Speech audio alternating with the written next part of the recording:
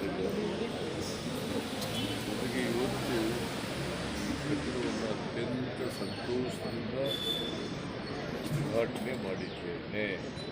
Sir, ಈಗ subsidy ಮತ್ತು theatre ಸಮಸ್ಯೆ ಅದೆಲ್ಲದ್ರ ಬಗ್ಗೆ ನಿಮ್ಮ ಹತ್ರ ಮಾತಾಡ್ತೀವಿ ಅನ್ನೋಂಥ ಮನವರಿಕೆ ಮಾಡಿ ಅವರು ನಾನು ಕನ್ನಡ ಚಲನಚಿತ್ರದ ಬೆಳವಣಿಗೆಗೆ ನಮ್ಮ ಸರ್ಕಾರದಿಂದ ಸಹಾಯವನ್ನು ಇವತ್ತಿನಿಂದ ಭಾಳ ದಿನಗಳಿಂದ ಮಾಡ್ಕೋಬೇಕು. ಈಗಲೂ ಮಾಡ್ತೀನಿ, ಮುಂದೇನೂ ಮಾಡ್ತೀನಿ.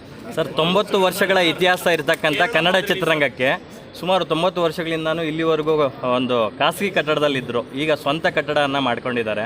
ನಾನು ಕಟ್ಟಡ ಸಮಿತಿ ಅಧ್ಯಕ್ಷರಾದಂಥ ಸಾರಾ ಗೋವಿಂದ್ ಅವ್ರನ್ನ ಆಗಲೇ ಮಾತಾಡಿಸ್ತಾ ಇದ್ದೆ. ವಾರ್ತಾ ಇಲಾಖೆಯಿಂದ ಆಗಲಿ ಅಥವಾ ಏನು ಚಲನಚಿತ್ರ ಅಕಾಡೆಮಿಯಿಂದ ಆದರೆ ಏನಾದರೂ ಆರ್ಥಿಕ ಸಹಾಯ ಮಾಡಿದ್ದಾರೆ ಕಟ್ಟಡ ಇದಕ್ಕೆ ಅಂತಕ್ಕಂಥದ್ದು. ಬಟ್ ಸರ್ಕಾರದಿಂದ ಸಹಾಯ ಮಾಡಿದ್ದಾರೆ. ಗೋವಿಂದ್ ಹೇಳಿದ್ದಾರೆ. ಬಟ್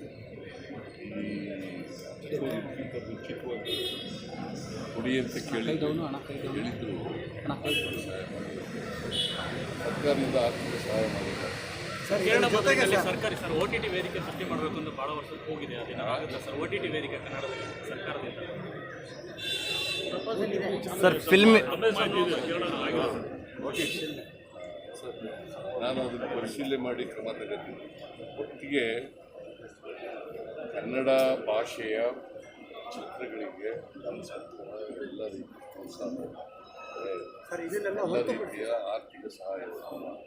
ಸರ್, ಫಿಲ್ಮ್ ಸಿಟಿ ವಿಚಾರವಾಗಿ ಪ್ರತಿ CM ಅವ್ರು ಬಂದಾಗಲೂ ಸಹ ಪ್ರತಿಯೊಂದು ಇದರಲ್ಲೂ